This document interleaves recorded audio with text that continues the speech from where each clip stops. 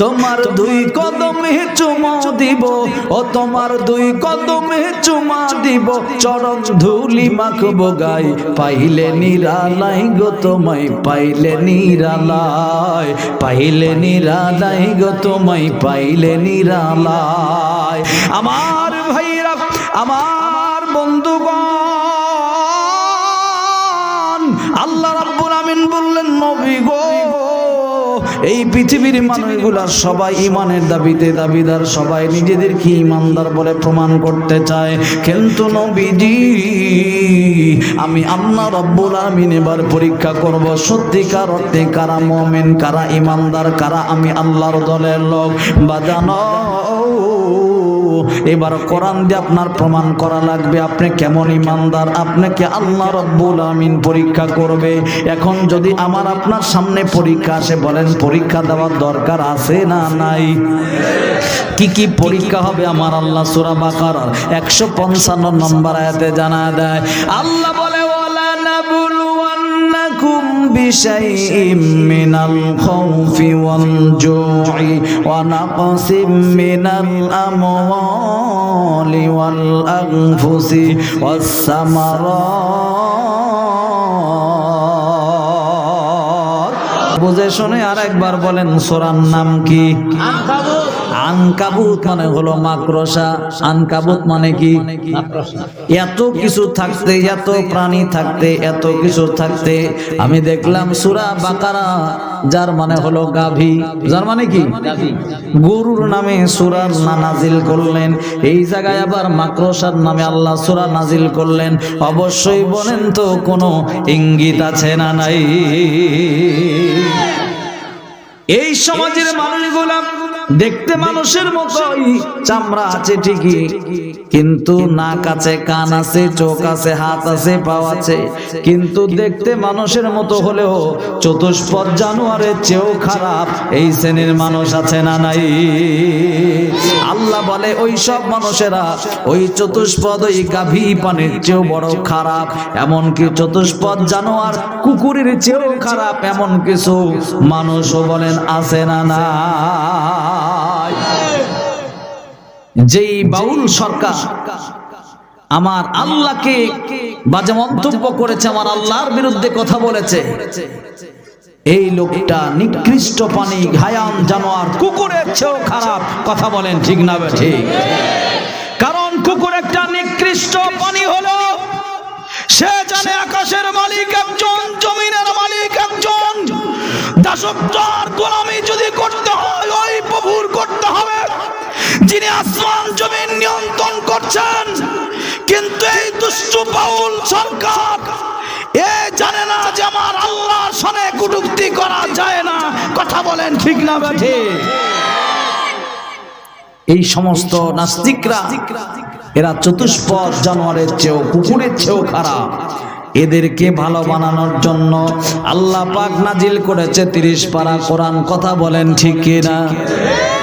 এবার চলেন আমি যে সূরা তেলাওয়াত করলাম নাম হলো আনকাবুত। আনকাবুত মানে মাকড়সা। মাকড়সা একটা দুর্বল প্রাণীর নাম। এই মাকড়সা বসবাসের জন্য, থাকার জন্য একটা ঘর বানায়, সেকেন্ডের পর সেকেন্ড, মিনিটের পর মিনিট, ঘন্টার পর ঘন্টা অক্লান্ত পরিশ্রম করে একটা যে জাল বানায়, এই জাল বানায় তার বসবাসের জন্য।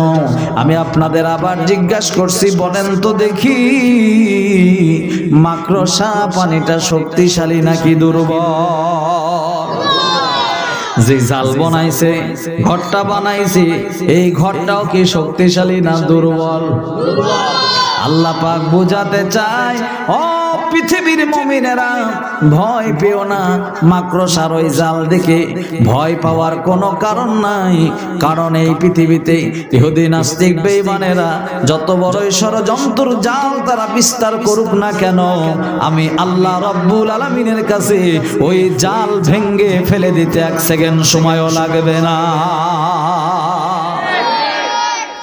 ঘন্টার পর ঘন্টা, মিনিটের পর মিনিট অক্লান্ত পরিশ্রম করে যেই ঘরটা বানাইছিল মাকড়সা, বলেন তো আপনাদের এই গ্রামের ছোট্ট একজন বাচ্চা ওই মাকড়সা জালটা ভাঙতে তার কয় সেকেন্ড সময় লাগবে? 1 সেকেন্ডও সময় লাগবে না। শুধুমাত্র সকালবেলা জমিতে গিয়ে দেখলেন গোটা জমিতে মাকড়সা জাল বুনিয়েছে। ছোট্ট বাচ্চাকে বলবেন বাবা রে একটু এই মাথা থেকে ওই মাথাতে একটু দৌড় দিয়ায়, দৌড় মারবে, যাবে আর আসবে, সব মাকড়সার জাল ভেঙ্গে খান খান হয়ে যাবে। আল্লাহ পাক বলেন ভয় কোনো কারণ নাই, চিন্তার কোনো কারণ নাই। ষড়যন্ত্রকারীদের জাল যত বড়ই বিস্তার হোক না কেন, ওটা ভেঙ্গে ফেলতে আমি রবের মোটে সময় লাগে না। ওয়ামা কারু ওয়ামা কারাল্লাহ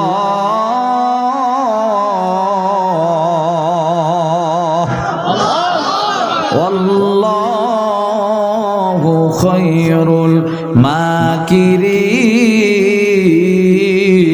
মাকিরিন। দুই হাত তুলে বলেন আল্লাহু আকবার। আল্লাহ রাব্বুল আমিন বলে কাফেরেরা রে তোরা মনে করছো তোরা বেশি চালাক, ও চক্রান্তকারীরা, আমি আল্লাহর সাথে চক্রান্ত করো না, আমি আল্লাহর সাথে পাওয়ার দেখিও না, কারণ আমার নাম আল্লাহ। আমি চাইলে দিনে 3 বার করে ভূমিকম্প দিতে পারি। বলেন ক্ষমতা আল্লাহর আছে না নাই? আমি আল্লাহ চাইলে সেকেন্ডের ভিতরে গোটা পৃথিবীকে ধ্বংস করতে পারি। আমি আল্লাহর সাথে পাল্লা দিও না। আমি আল্লাহর সাথে অতীতে পাল্লা দিয়েছে যারা, বিনা জানাজায় দাফন হয়েছে তারা, এখনো পাল্লা দিবে যারা, বিনা জানাজায় দাফন হয়ে যাবে তারা। আল্লাহ পাক এই সূরার আমার দিকে, এই বাবু কথা বইল না ভাইয়া, সময় খুব কম, কথা বলো না, বসো। আল্লাহ পাক বলে আমরা যেখানে বসে আছি আমরা সবাই তো ইমানের দাবিতে দাবিদার নাকি বলেন? যদি জিজ্ঞাসা করি কে আছেন একজন বেঈমান, একটু হাত দেখান তো। কে আছেন একজন বেঈমান? 5000 টাকা দেওয়া হবে, আপনি হাত তুলে প্রমাণ করবেন আপনি বেঈমান। কেউ আছেন? কেউ নাই বেঈমান। যদি জিজ্ঞাসা করি এখানে আমরা যারা বসে আছি আমরা কি সবাই ইমানদার? বলেন তো আমরা কি সবাই ইমানদার? কারা কারা ইমানদার একটু হাত উঁচু করে দেখান তো দেখি। মাশাআল্লাহ, যারা হাত তুলে নেই ওরা মনে হয় বেঈমান, একটু হাত টান টান করে তুলে দেখান। হ্যাঁ মাশাআল্লাহ, সবাই তো ইমানের দাবিতে দাবিদার, সবাই আমরা ইমানদার। মন খারাপ করবেন না। নাটোরে বাক্কারি আজি আউল ফাউল ওয়াজ করার জন্য এত কিলোমিটার দূর থেকে আসে নাই। সঠিক কথাগুলো আপনাদের মেসেজ আকারে দিয়ে যাই, খুব মনোযোগ দিয়ে শুনেন। ইমানের দাবিতে দাবিদার। আল্লাহ পাক বলে এবার পরীক্ষা করব কারা ইমানদার। আল্লাহ বলে আহাসিবান নাসু আইয়ুতরাকু আইয়াকুলু আমান্না ওয়া হুম লা ইফতানুন। আল্লাহ রাব্বুল আমিন বলে তোমরা কি মনে করেছো ঈমান এনেছি এই কথা বললেই তোমাদেরকে জান্নাত দেওয়া হবে, ঈমান এনেছি কথা বললেই তোমাদেরকে ছেড়ে দেওয়া হবে, অথচ তোমাদের পরীক্ষা করা হবে না। কারণ পরীক্ষা না করা পর্যন্ত আমি আল্লাহ তো নির্ণয় করব কে ইমানদার আর কে বেঈমান। অবশ্যই নির্ণয় করার জন্য বলেন তো পরীক্ষা বাছাই করার দরকার আছে না নাই? ঈমান ঈমান করো মানুষ, ঈমান ঈমান করো মানুষ। ঈমান কি তোর এতই সোজা? সত্যিকারের ঈমানদার কি কখনো বহে শয়তানি বোঝা? নামাজও পড়ে সুদও খায়, কথা কয় না। নামাজও পড়ে পরের জমির আইলো কাটে, আছে না নাই? তারপরে নিজেকে বলে ইমানদার। আবার অনেক লোক আছে সারা সপ্তাহ যায়, একটা শুক্রবার জুমার নামাজও পড়ে না, তারপরেও বলে আমি আর যাই করি আর না করি আমার ইমান ঠিক আছে। কি আছে না? জিজ্ঞাসা করলাম নামাজ পড়িস না তোর ইমান কিভাবে ঠিক আছে? বলছে হুজুর আমার নামই ঈমান আলী। নাম কি? কথা কয় না। নাম কি? নাম হলো তার ঈমান আলী। একটাও ঈমানের কাজ করে না, আছে না নাই? নাম হলো শুকুর আলী, একদিনও জুমার নামাজ পড়ে না, আছে না নাই? নাম হলো আতর আলী, গা দিয়ে পাটা ছাগলের মতো গন্ধ, আছে না নাই? নাম দিয়ে কোনো লাভ নাই, নামের বড়াই করো না তো, নাম দিয়ে কি হয়?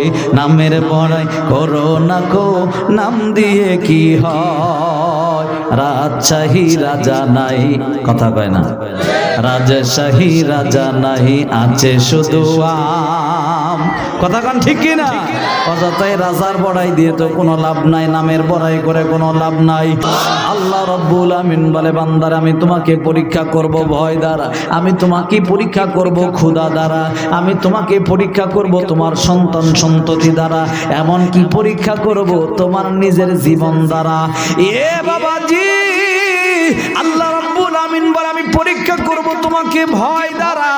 এখন আমার আপনার সামনে এমন একটা ভয় আতঙ্ক আল্লাহ পাক দাঁড় করায় দিতে পারে, আর মাত্র সামান্য সময়ের বাকি, আর মাত্র কয়েকটা সেকেন্ড পরে আমার ফাঁসির অর্ডার হয়ে যাবে, আর মাত্র সামান্য সময়ের বাকি, আর মাত্র কয়েক সেকেন্ড পরে আমার মৃত্যুদণ্ড ঘোষণা হয়ে যাবে, কার্যকর হয়ে যাবে। এমন সময় এক গ্রুপ তাগুদের লোক এসে বলবে, এখনো সময় আছে হুজুর, যদি আমাদের দলে আসো ফাঁসির মঞ্চ থেকে তোমাকে নামায় দেব, এখনো সময় আছে, বাঁচতে যদি চাও তাহলে নৌকার দলে যাও। কথা কোন ঠিক কিনা? আর যদি বাঁচতে না চাও তাহলে সামনের দিকে তাকাও, তোমার জন্য ফাঁসির মঞ্চ অপেক্ষা করতেছে। সত্যিকার মুমিন যারা, সত্যিকার ইমানদার যারা, ওই বিপদের সময় জানে এই পৃথিবীর কোনো মানুষকে ভয় করে কোনো লাভ নাই, ভয় করতে হবে খানায় কাবার মালিককে। আল্লাহ বলে, ওয়া আমানাহুম মিন খাউফ, ভয় করো তুমি তোমার খানায় কাবার মালিককে, তিনি সিদ্ধান্ত দিবে, তিনি চূড়ান্ত ফায়সালা দিবে। এবার ইমানদার যে ফাঁসির মঞ্চের দিকে এগিয়ে যায়, এক সেকেন্ডের জন্য পিছপাও হয় না, এবং তাগুদের কাছে আত্মসমর্পণ করে না, পান ভিক্ষাও চায় না, বরঞ্চ ইমানদাররা ইমানের পরীক্ষায় পাশ করতে চায়, আরো বুকটা টান টান করে তারা হাসি মুখে ফাঁসির রশি গ্রহণ করে। কথা কন ঠিক কিনা? ইমানের পথে অবিচল থেকে আমার মরণ যেন হয়, ইমানের পথে অবিচল থেকে আমার মরণ যেন হয়। যদি এরকম পরীক্ষা আসে, পাশ করতে পারবো তো? যদি এমন ভয় মুখামুখি আমাদের সামনে আসে, মনে রাখতে হবে জীবন যায় যাবে, তবু আল্লাহর পক্ষে আমি থাকব, কারণ আমি হলাম ইসলামের সৈনিক, আমি হলাম কোরআনের সৈনিক, আমি হলাম আল্লাহর সৈনিক। আমার সব সময় বিজয়, আমার কোনো পরাজয় নাই। কথা কোন ঠিক কিনা? আল কোরআনের সৈনিক আমি, নেই তো পরাজয়, এক আল্লাহর গোলাম আমি, এই তো পরিচয় আমার, এই তো পরিচয়। বলেন আমরা কার গোলাম? একটু হাত উঁচু করে বলেন, কার গোলাম? আল কোরআনের সৈনিক আমি, নেই তো পরাজয়, এক আল্লাহর গোলাম আমি, এই তো পরিচয় আমার, এই তো পরিচয়। এই দুনিয়ার সবই নকল, ওরে এই দুনিয়ার সবই নকল, আসল কিছুই নয়, এক আল্লাহর গোলাম আমি, এই তো পরিচয় আমার, আমার এই তো পরিচয়। আমার ভাইরা, আমার বন্ধুগণ, কোনো দিকে নজর করবেন না। আর বেশিক্ষণ সময় ধরে আমি ওয়াজ করব না, আমি আল্লাহ পাকের কালাম থেকে তেলাওয়াত করে আপনাদের ওয়াজ শোনা যায়। আল্লাহ বলেন, নবী গো, এই দুনিয়াতে যারা নিজেদেরকে ইমানদার বলে দাবি করবে, আমি আল্লাহ রাব্বুল আমিন তাদেরকে পরীক্ষা নেব। ইয়ে বাজান, এই পরীক্ষা নেওয়ার পাশাপাশি আমার আল্লাহ রাব্বুল আমিন এবার দ্বিতীয় নম্বর আয়াতের দিকে তাকান। আল্লাহ পাক জানা দিচ্ছেন, নবী গো, এই সময় কিন্তু আপনি খুব নজর করে দেখবেন, ওয়ালাকাদ ফাতান্নাল্লাযীনা মিন ক্বাবলিহিম ফালা ইয়ালামান্নাল্লাহুল্লাযীনা সাদাকু ওয়ালা ইয়ালামান্নাল কাযিবিন। এই সমাজে কিছু মিথ্যাবাদী আছে, এরা টুপি মাথায় দেয়। কথা কন, কথা কন, কথা কন। এই সমাজে কিছু মিথ্যাবাদী আছে, এরা এমনি মুখে দাড়ি রাখে। এই সমাজে কিছু মিথ্যাবাদী আছে, এরা বড় জুব্বা গায়ে দেয়, বড় জুব্বা গায়ে দিয়া মুখ ভর্তি দাড়ি রেখে আর মাথায় টুপি দিয়া নিজেকে বড় ইমানদার বলে প্রমাণ করতে চায়। আসলে প্রকৃত ইমানদার নয়, ওর জুব্বার ভিতরেই ভেজাল আছে। ওর ওই টুপির ভিতরেই ভেজাল আছে, ওর ওই পাঞ্জামের ভিতরে ভেজাল আছে। যার বাস্তব প্রমাণ পাওয়া গেল শেখ হাসিনা পালানোর পরে। কথা বলেন ঠিক কিনা? মুখ ভর্তি দাড়ি, গায়ে পাঞ্জাবি, দেখলে মনে হয় আজগবি আলাইহিস সালাম, কিন্তু অবশেষে দেখা গেল সোর। কথা কয় না? কথা কন না ভাই? আগে বলছিলাম চেহারা দেখতে মানুষের মতো হলেই কিন্তু মানুষ হয়। চেহারাটা দেখতে ভালো, পোশাকটা চমৎকার, অন্তরে তার কালি ভরা, কাজটা করে খোদাকার। হাতে তসবিহ নিয়ে ঘুরে আর বলে আমার ভাগে কম হয় হোক, গরিবের ভাগের যেন গোস্ত এক টুকরা কম না হয়। অথচ গোটা গরুটাই কিনেছে সুদের টাকা দিয়া। কথা কন না? কুরবানির সময় এরকম কিছু আল্লাহওয়ালা লোক পাওয়া যায় না? তসবিহ নিয়ে ঘুরে আর বলে আমার ভাগে কম হয় হোক, গরিবের ভাগে যেন কম না হয়, কিন্তু ওই সুদের টাকা দিয়ে কিনছে কুরবানি। আর কুরবানি হবে? কথা কয় না হবে? আরে চেহারাটা দেখতে ভালো, পোশাকটা চমৎকার, অন্তরে তার কালি ভরা, কাজটা করে খোদাকার। এই মানুষের ভিড়ে আজি, এই মানুষের ভিড়ে আজি আসল মানুষ নাই রে নাই। চলো এবার মানুষ দেখতে জাদুঘরে যাই সবাই। হাইরে সাদের দুনিয়ায় মানুষ পাওয়া বড় দায়। মানুষ দেখতে চলো এবার জাদুঘরে যাই সবাই। রাস্তাঘাটে দোকান পাটে যাই না বসা এই মানুষের ভিড়ে। নিজের কথা বাদ দিয়ে শুধুই পর নিন্দা করে। খালি কার বেটার বউ কেমন, কে কি করতেছে ওর কাছে এই বিবিসি খবর সব ওর কাছে আছে। রাস্তাঘাটে যাই না চলা এই মানুষের ভিড়ে। নিজের কথা বাদ দিয়ে শুধুই পর নিন্দা করে। ও তোমরা তাকেও যদি মানুষ বলো, ও তোমরা তাকেও যদি মানুষ বলো, আমার বলার কিছু নাই। চলো এবার মানুষ দেখতে জাদুঘরে যাই সবাই। হাইরে সাদের দুনিয়ায় মানুষ পাওয়া বড় দায়। মানুষ দেখতে চলো এবার জাদুঘরে যাই সবাই। আমার ভাইরা, আমার বাবাজিরা, আর কোনো দিকে নজর করবেন না, দিলটা একটু নরম করে দেন। খুব মনোযোগ দিয়ে কথাগুলা শুনবেন। পাঞ্জাবি গায়ে দিলেই তো ইমানদার হওয়া যায় না, বড় টুপি মাথায় দিলেই ইমানদার হওয়া যায় না, পাগড়ি বড় বানলে ইমানদার হওয়া যায় না। আল্লাহ পাক তো পাগড়ি দেখে না, আল্লাহ তো তোমার জুব্বা দেখে না, আল্লাহ তো রিক্সাওয়ালা দেখে না, আল্লাহ তো ওই বড় বিল্ডিং ওয়ালা দেখে না। আমার আল্লাহ দেখে ইত্তাকুল্লাহ, কার কলবের ভিতরে আমার আল্লাহর ভয়। একজন রিক্সাওয়ালা আল্লাহওয়ালা হইতে পারে, একজন দিনমজুর ঠেলাওয়ালাও তো আল্লাহওয়ালা হইতে পারে, আবার একজন পাঞ্জাবিওয়ালাও মুনাফিক হইতে পারে। কথা বলেন ঠিক কিনা? আমার নবীজির পিছনে নামাজ পড়তো। এই কথাটা বলি, এই ঘটনাটা বলি, আজকের ওয়াজটা লম্বা করা যাবে না। আপনারা যদিও ট্রেন না পান, ঘড়ির কাঁটা দেখতে দেখতে 11টা 15 মিনিট বেজে যায়, 10টা 15 মিনিট বেজে যায়। আর দেরি করতে আমি পারবো না। খুব মনোযোগ দিয়ে শুনবেন। নবীজির পিছনে নামাজ পড়তো, মাথায় টুপি আছে, গায়ের ভিতরে জুব্বা আছে, মুখ ভর্তি দাড়িও আছে। আপনারা যারা বসে আছেন আমরাও তো তাই, একই রকম লেবাস আমাদের, ঠিক আছে। এই লোকটাও নিজেকে মুমিন বলে, ইমানদার বলে দাবি করত, কিন্তু এই লোকটার অন্তরের ভিতরে ছিল নিফাকি। এই লোকটার অন্তর ছিল খারাপ। এই লোকটা দুনিয়ার রাসূলুল্লাহর সব মানত, রাসূলুল্লাহকে ভালোবাসতো। বলেন তো দেখি, আমার রাসূলুল্লাহকে ভালো না বাসলে কি ইমানদার হওয়া যাবে?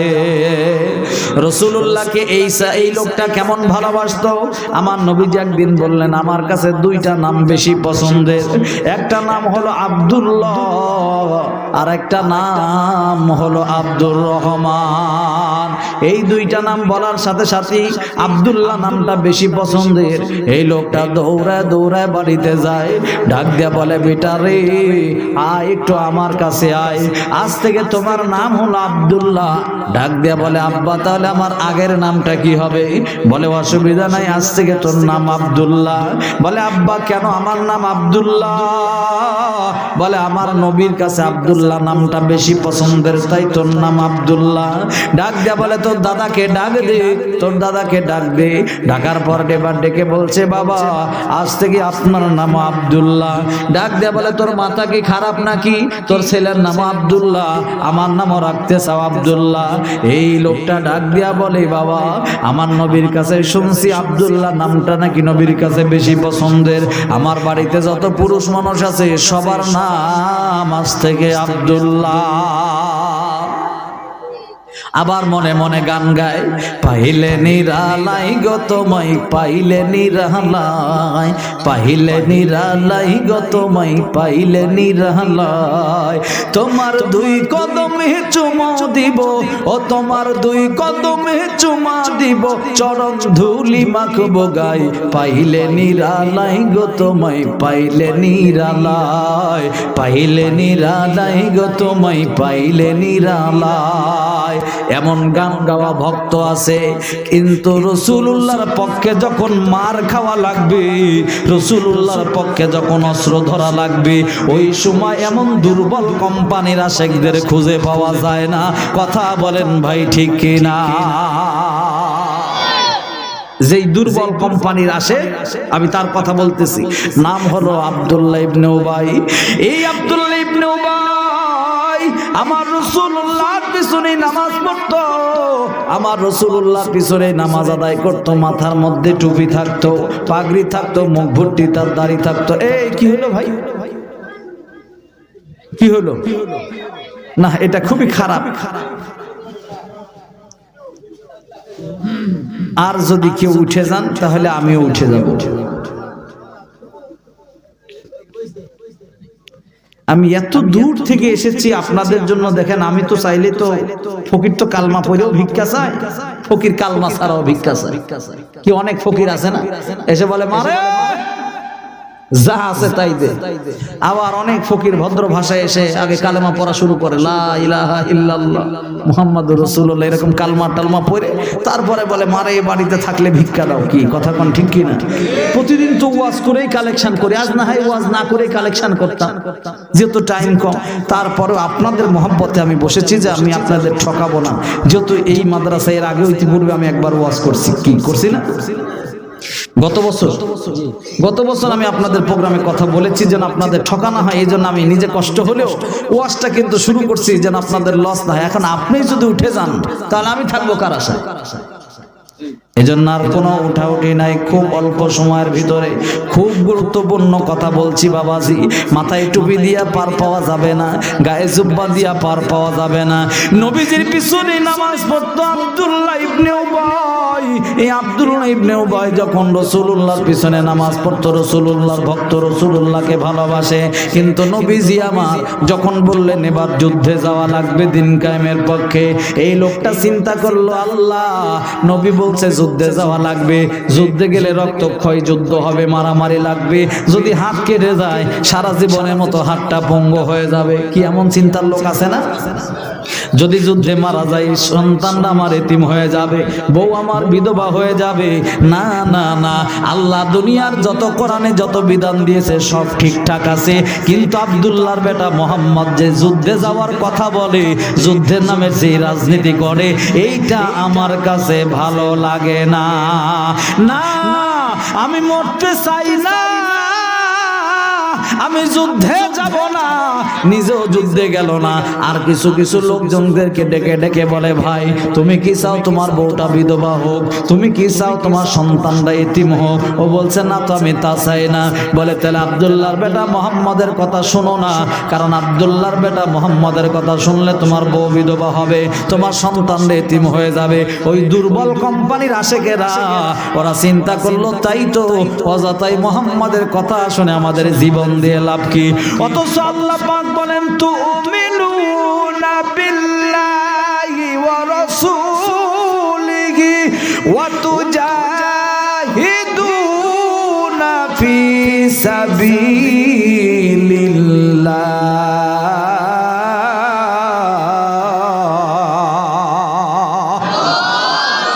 আল্লাহ রাব্বুল আমিন বলে এই পৃথিবীতে সবচেয়ে সর্বশ্রেষ্ঠ একটা বড় আমল আছে। এই বড় আমলটা প্রমাণ দেওয়ার জন্য যদি আমি কোরআন শরীফ মাথায় নিয়ে বলি তাও ঠিক হয়ে যাবে। এই আমলটা আমার আল্লাহর কাছে এত বেশি পছন্দের, এই আমলটা ভিন্ন কোনো আমল নয়। এই আমলটা হলো ওয়াতুজাহিদুনা ফি সাবিলিল্লাহ, আল্লাহর রাস্তায় নিজের জীবন এবং অর্থ সম্পদ বাজি রেখে জিহাদ করা। আল্লাহ বলে এই জমিনে আমার কিছু গোলাম আছে যারা সব সময় প্রস্তুত থাকে দিন কায়েমের জন্য, তাদের জীবন এবং তাদের মাল দেওয়ার জন্য। ওয়ামিনান নাসি মান ইয়াশরি নাফসাহু বুতিগা আমারদাতিল্লাহ।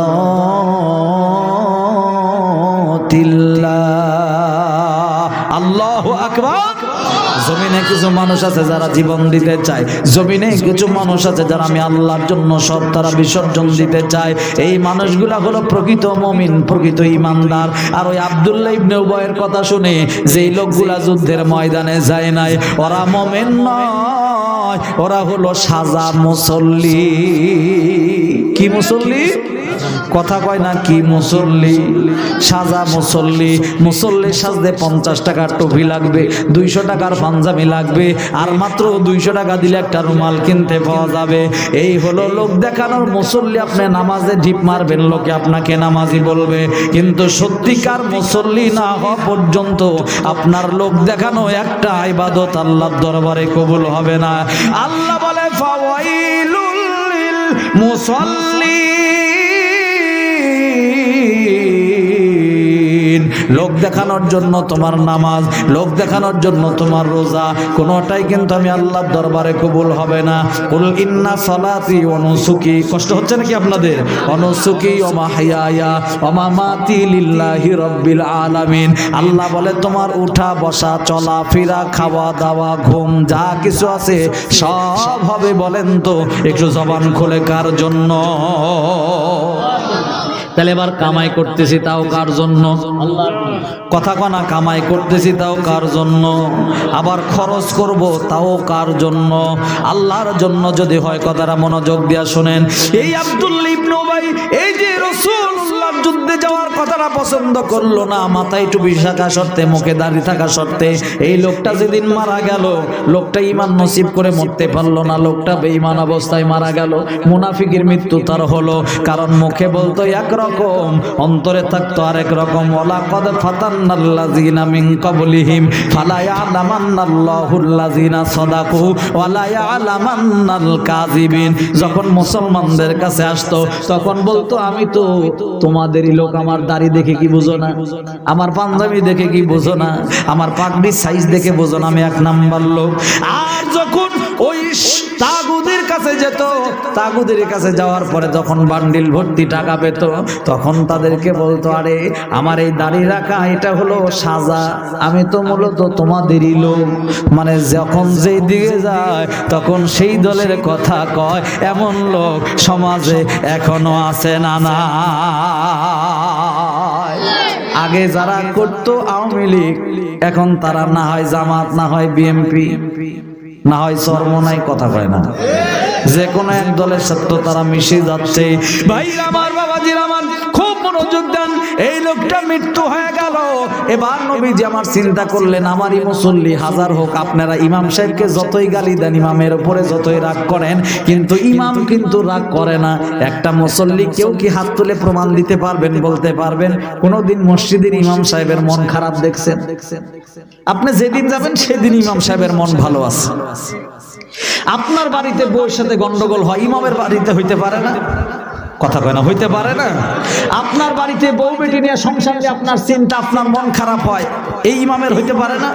কিন্তু আপনি গিয়ে দেখবেন যে ইমামের মন একদিনও খারাপ নাই, ইমামের মন প্রত্যেক দিনই ভালো আছে। বরং ইমাম জিজ্ঞাসা করে কি ব্যাপার ভাইজান, আপনার মনটা আজকে খারাপ দেখা যায়। বলছে হুজুর আর বলবেন না, বাড়ি আলীর সাথে সাংঘাতিক গন্ডগোল লেগে গেছে। কি কথা বলেন? কথা বলেন ঠিক কিনা? হাজার হোক ইমামদেরকে আপনারা যাই বলেন না কেন, রাসূলুল্লাহ ডেকে বললেন আমারই তো মুসল্লি, দরদ আছে, যাই তাড়াতাড়ি তার নামে ঘোষণাটা দিই, অমুক মারা গেছে। ঘোষণা হয়ে গেল আব্দুল্লাহ ইবনে উবাই ইন্তেকাল করেছি।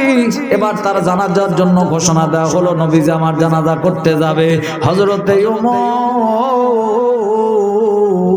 রাদিয়াল্লাহু তাআলা আনহু ডাক দিয়া বললেন, নবী গো যাবেন না আপনি জানাজা করার জন্য। আল্লাহর নবী বললেন, ওমর রে আমি কেন যাব না জানাজা করার জন্য? ওমর ডাক দিয়া বলে, নবী গো আপনার কি মনে নাই এই লোকটার কারণে সেদিন যুদ্ধের ময়দান আমরা বিজয় অর্জন করতে পারি নাই। এই লোকটা অন্য মানুষদেরকে চলে বলে কায়দা কৌশলে যুদ্ধের ময়দান থেকে প্রায় 70 থেকে 72 জন লোককে সে ফিরিয়ে দেয়, যার কারণে যুদ্ধের ময়দান আমরা বিজয় অর্জন করতে পারি নাই। হুজুর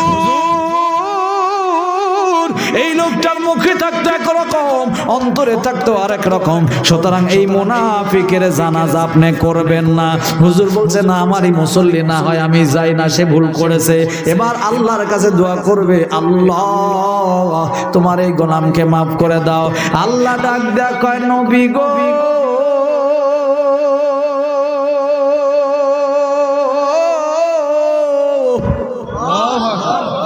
আল্লাহ ডাক দেয়া, তাহিরের মতো একটু টান দিলাম আর কি, মানে সবই একটু প্র্যাকটিস করি তো।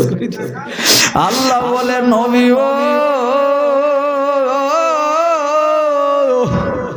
ও বাজানেরা আমার, কথা কয় না, ও বন্ধুরা আমার, নবী ডাক দিয়া বলে, আল্লাহ আল্লাহ আমি আমার মুসল্লির জন্য দোয়া করব। আল্লাহ ডাক দেয়া বলে, না এই মুনাফিকের জন্য কোনো দোয়া হবে না। আমার নবীজি ডাক দেয়া বলে, মাওলা যদি এর জন্য একবার দোয়া করলে কবুল না হয়, হাজার হোক আমারই মুসল্লি, আমারই পিছনেই নামাজ পড়তো, প্রথম কাতারে মুসল্লি, মুখ ভর্তি তার দাড়ি ছিল। এই লোকটাকে দেখে বড় মায়া লাগছে, আল্লাহ আমি তার জন্য আরো দোয়া করব। আল্লাহ বলে, নবী গো ইস্তাগফির লাহুম আও লা তাস্তাগফির লাহুম ৭০ মাররা, এর জন্য একবার নয় দুইবার নয় ৭০ বার দোয়া করলেও আমি আল্লাহ দোয়া কবুল করব না। মুনাফিক মারা গেলে স্বয়ং নবী মুহাম্মদুর রাসূলুল্লাহ সাল্লাল্লাহু আলাইহি সাল্লাম দোয়া করলে যদি দোয়া কবুল না হয়, আর আপনার মতো মুনাফিক মরে গেলে আমার মতো হুজুর দিয়া নয়, খানাই কাবার ইমাম আব্দুর রহমান আসসাদাইসিকেও যদি আনা হয় আর তাকে দিয়ে যদি দোয়া করানো হয়, মুনাফিকের পক্ষে আল্লাহ দরবারে দোয়া কবুল হবে না। আমি আপনাদের কাছে জানতে চাই, আপনারা কি মুনাফিক হয়ে মৃত্যুবরণ করতে চান না ইমানদার হয়ে মৃত্যুবরণ করতে চান? মুনাফিক হয়ে মৃত্যুবরণ না করতে চাইলে আমি এখন টাটকা কথা বলছি, যদি মন খারাপ করেন বাবা আমার কিছু করার নাই। এই যে মাদ্রাসাটা, এই যে কোরআনের কারখানাটা, এটা আপনাদের গ্রামে গড়ে উঠেছে। আপনারা মুখে মুখে বলবেন যে আমরা এই মাদ্রাসাকে ভালোবাসি, আপনারা মুখে মুখে বলবেন হুজুর আপনাদেরকে আমরা ভালোবাসি, ছাত্রদেরকে বলবেন হুজুর আমরা আপনাদেরকে ভালোবাসি, কিন্তু এই মাদ্রাসার উন্নয়নের জন্য, এই মাদ্রাসার ছাত্রদের বাসস্থানের জন্য আপনি টাকা না দেওয়াটাই প্রমাণ হয় আপনি ভালোবাসেন না। কথা কন। আরে যে যাকে ভালোবাসে, ডার্লিং এর জন্য, বান্ধবীর জন্য হাজার হাজার টাকা ব্যয় করতে পুরুষ দ্বিধাবোধ করে না। কথা বলেন ঠিক কিনা?